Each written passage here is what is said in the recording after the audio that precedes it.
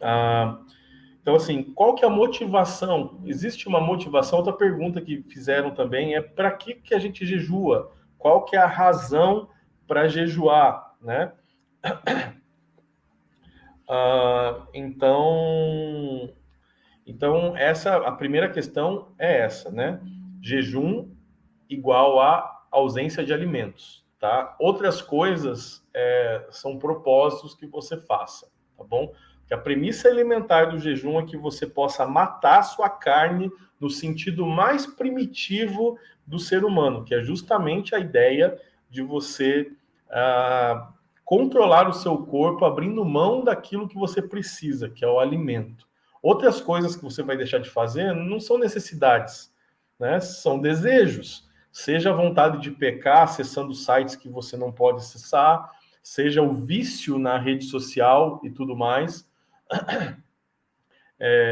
Aí, assim, entende? Você não está suprimindo uma necessidade básica que você tem. Você está deixando de atentar para desejos que você tenha, né? É diferente. Então, assim, essa questão é importante você fazer esses propósitos com Deus, mas eu acredito que você pode dar outros nomes para isso, né? É um propósito que eu estou fazendo, né? Fiz algo, me propus a ficar um mês sem redes sociais, né? Porque isso me custa, porque eu sou viciado nisso, eu fico o tempo todo em redes sociais e tal. Então, esse é um propósito que você faz. Não considero isso como um jejum, porque o jejum está sempre relacionado à alimentação. Ficou claro isso, gente? A ideia de você abrir mão de algo que te custa muito, e para o ser humano não tem nada mais custoso que a alimentação, pensando até no sentido fisiológico, no sentido mais primitivo, né? A nossa necessidade básica é se alimentar para não morrer de fome, né? Então, esse é o ponto. Agora, o segundo ponto, existe uma motivação correta para o jejum? Por que nós jejuamos? Aí a gente vai para Isaías capítulo 58 e a gente tem algo muito interessante ao que Deus está falando com relação a isso. Será esse o jejum que escolhi? Que apenas um dia o homem se humilhe, incline a cabeça como o junco e se deite sobre o pano de saco e cinzas? É isso que vocês chamam de jejum? Um dia aceitável ao Senhor? Isaías capítulo 58, versículo 5. Versículo 6. O jejum que desejo não é esse: soltar as correntes da injustiça, desatar as cordas do jugo, pôr em liberdade os oprimidos e romper todo jugo. Bom, então, nós temos aqui uma crítica severa apresentada pelo próprio Deus na figura do profeta Isaías, quando ele está dizendo que um dia por ano todo o povo se humilhava, né, fazia um teatro de que estavam jejuando e por isso eram espirituais, se deitavam, se curvavam com o rosto triste. Então, assim, para mostrar uma espiritualidade, né? Então, esse essa era a motivação que levava o povo a jejuar nos tempos do profeta Isaías. E aí ele vem com algo muito forte, assim, o jejum precisa ter um propósito. Ele coloca que soltar as correntes da injustiça, desatar as cordas do jugo, pôr em liberdade os oprimidos e romper todo o jugo. Bom, aqui a gente vai para motivação. Para quê? Por que nós jejuamos? É muito interessante, né? O jejum não serve para você encostar Deus na parede e dizer que você quer alguma coisa porque você está jejuando, né? Porque Hebreus capítulo 13, versículo 8, nos diz o seguinte: Jesus é o mesmo ontem, hoje e sempre. Ou seja, o fato de você jejuar não muda um milímetro Deus. O fato de eu estar jejuando não move Deus em minha direção para fazer alguma coisa porque agora eu sou mais santo que o meu irmão. Não, o propósito do jejum é mudar aquele que jejua.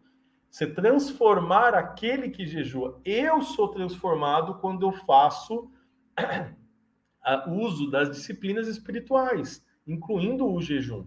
Né? Então, ele não é algo. O texto de Isaías nos ajuda a compreender que o jejum por si só não traz transformação. Né? O fato de estarmos jejuando, e colocarmos, né, como o profeta diz ali, se deitar, uma cara triste, panos de saco, cinzas, isso não vai mudar o coração de Deus para a nossa direção, né? Mas na medida em que eu faço isso, na medida em que eu faço uso do jejum, eu começo a mortificar minha carne, começo a ter mais clareza com relação ao mundo espiritual, às coisas que acontecem, né? Começo a ter, ficar mais atento ao que acontece ao meu redor. Então, assim, eu jejuo para mortificar a minha carne, santificar a mim mesmo e a partir daí me aproximar do Senhor. Veja que é sempre o movimento da pessoa que pratica a disciplina espiritual em direção a Deus e não o oposto, né? Infelizmente, até na disciplina de espiritualidade cristã, a gente mostra vários banners de cultos que acontecem nos nossos dias, onde você tem ali jejum, sei lá, tem um nome bom de marketing assim, né? Jejum impossível, alguma coisa assim. E aí ali no próprio banner já tem ali a foto de uma família feliz, de carro, casa, ou seja, dando a ideia de que se eu jejuar, naturalmente eu vou receber uma série de coisas de Deus porque eu estou jejuando, né? Então isso não é bíblico, tá? A Bíblia não fala a respeito disso. O jejum não é para que eu possa ganhar coisas do Senhor. O jejum é para mudar a minha realidade. A partir da minha realidade transformada, eu me aproximo de Deus e pela graça dele coisas acontecem. Agora, o objetivo final, né? Jejuar para ganhar coisas de Deus, isso é algo que não encontra respaldo bíblico com relação a isso. Então, resumindo, o jejum bíblico, ele muda aquele que jejua e não Deus, né? Você não vai receber mais graça do Senhor porque está jejuando. Você vai ser transformado na medida em que você jejua, tá? Claro, isso, gente, tá um pouco aula, né? Eu sei. A live de hoje ela tá com uma cara de aula, não, não foi isso que eu tinha preparado, mas é o que saiu, tá? Mas tudo bem. Então, assim, o jejum ele serve para isso, tá? É você abrindo mão das suas necessidades elementares para a partir daí você ter capacidade, né, de se aproximar mais de Deus, ter os seus olhos espirituais abertos. Agora, é isso, né? E infelizmente a gente tem um entendimento errado de que eu jejuo para ganhar coisas de Deus. Isso está muito fora da realidade, né? Como se fosse possível ganhar alguma coisa, né? Fazer com que Deus fizesse coisas assim por alguma prática minha. Eu sempre gosto de trazer aquela associação, né, de que assim, qual é a capacidade que um grão de areia tem de fazer com que o oceano faça alguma coisa em função dele, né? É mais ou menos a relação que eu faço entre o ser humano e Deus, né? Nós somos grãos de areia tentando dizer para o oceano que ele quer alguma coisa. Não, não é assim, né? A gente tem que parar com essa ideia de que Deus é o gênio da lâmpada, que você esfrega ali e recebe coisas. Isso está muito fora da realidade, né? Isso está muito fora do contexto bíblico para as disciplinas espirituais, né?